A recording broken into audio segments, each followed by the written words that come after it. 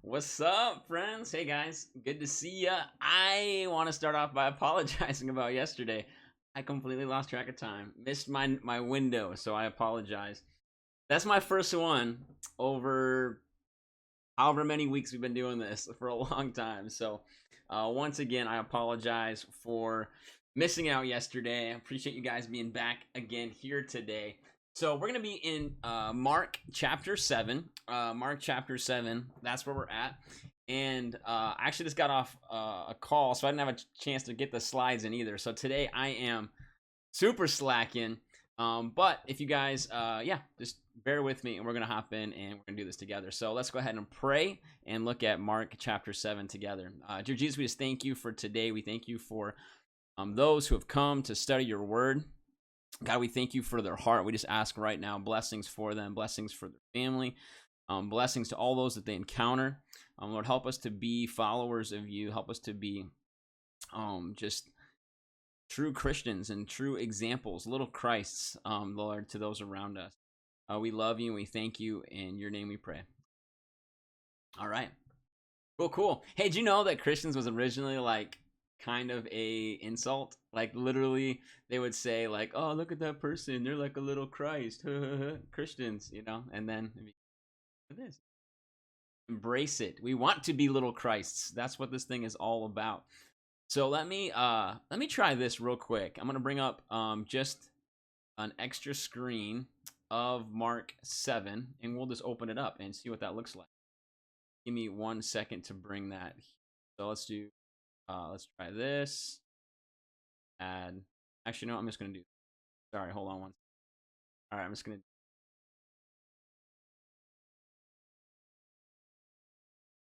This is the non.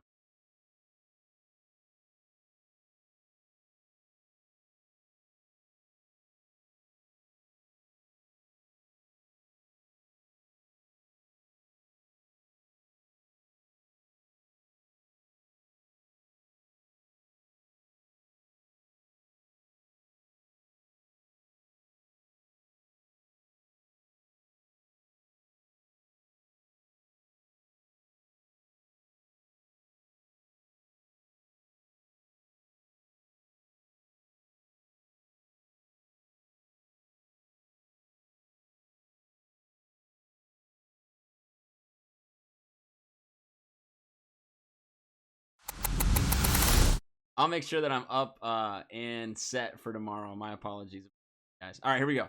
So Mark chapter 7.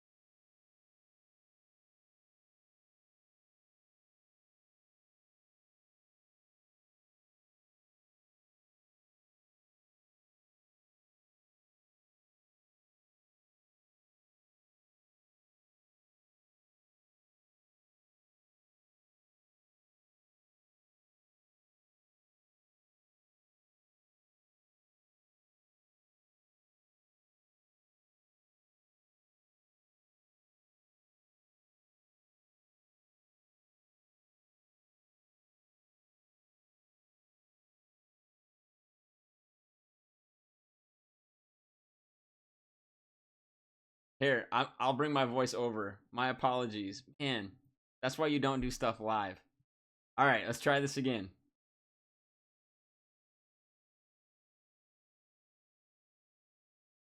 Boom. All right. Oh, well, you guys are so patient. Blessings on you for your patience. All right, so let's try this again. All right, it says, then the Pharisees and some of the scribes who had come from Jerusalem gathered around Jesus, and they saw some of his disciples eating with hands that were defiled, that is, unwashed. Now, in holding to the tradition of the elders, the Pharisees and all the Jews do not eat until they wash their hands ceremonially. And on returning from the market, they do not eat unless they wash. And there are many other traditions for them to observe, including the washing of cups, pitchers, kettles, and couches for dining. So the Pharisees and scribes questioned Jesus, "Why do your disciples not walk according to the tradition of the elders? Instead, they eat with defiled hands." Jesus answered them, "Isaiah prophesied correctly about you hypocrites. As it is written, these people honor me with their lips, but their hearts are far from me. They worship me in vain, and they teach as doctrine the precepts of man. You have disregarded the commandment of God to keep the tradition of men." He went on to say, "You neatly set aside the commandment of God to maintain your own tradition. For Moses said, 'Honor your father and your mother,' and anyone who curses his father or mother must be put to death. But you say that if a man says to his father or mother, 'Whatever you would have received from me as Corban,' that is, a gift devoted to God, he is no longer permitted to do anything for his father or mother. Thus you nullify the word of God by tradition you have handed down, and you do so in many such matters." So, long, quick thing here is Jesus is basically trying to expose their hearts. And he does it. I mean, he's just Jesus. He's masterful, like um basically he's showing how uh what they're saying necessarily isn't anything wrong with it. But because their hearts aren't in the right place, it doesn't matter. So Jesus is saying this. He's like, "Hey, I get it. Washing your hands is probably a good idea. But here's the thing, you actually don't care about people washing their hands or not washing their hands. What you care about is people breaking the law and then you having authority over them." And so Jesus is kind of continuing to show how their hearts are not there. And he uses this passage from Isaiah to just call them out. And these guys are supposedly like the experts. Like they know all of these things really well. And so here they are. And yeah, Jesus just calls them out. He says, "These people honor me with their lips, but their hearts are far from me. They worship me in vain. They teach as doctrine the precepts of me." Because here's the thing. God didn't say on the mount of where he gave the 10 commandments. My brain just went blank. But he didn't go up there and say, "All right, listen, now commandment is you have to wash your hands 5 times, sing your ABCs backwards, forwards, and then do all of these different things." Like God did give specific instructions, but then it went on, like people went and added all of these extra things that they could or couldn't do. And so Jesus is calling them out. He's like, those things aren't necessarily God's things. Those are the precepts of men. And you care more about pleasing, these traditions than you care about pleasing God.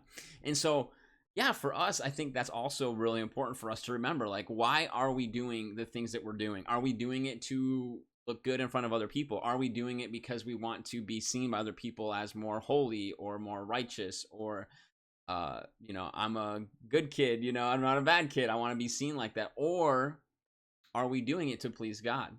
Because those are two different things. We can act righteously and we can do the right things, but if our heart isn't in a place where we're doing them to please God, but instead we're doing it to impress, we're doing it to look good, we're doing it to put on show, Jesus says, like, that's being a hypocrite. Like that's where we're falling short.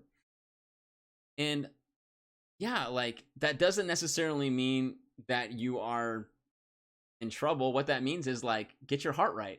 Like Jesus would have gladly accepted these Pharisees to be like, if Jesus would have said this, like, "Hey, you guys are messed up. You're getting this completely wrong." And then the Pharisees were like, "Wow, thank you for pointing that out. Like, we have been deceiving God's people.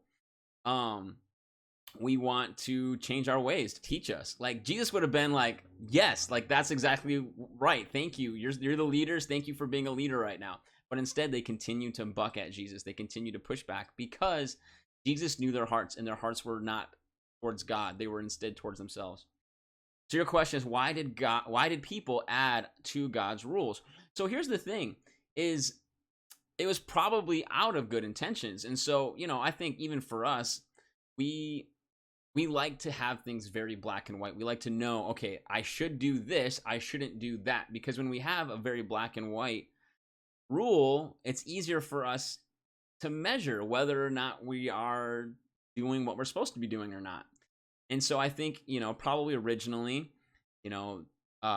as God's people struggled, they would ask, for assistance, and then they would add a law saying, well, let's, for example, like, you're not supposed to work on Sunday, and so they added this law where you're only allowed to take 50 steps. And if you take 51 steps, you obviously are disobeying God, or all of these things. And Jesus actually started to call them out on some of these when he was alive.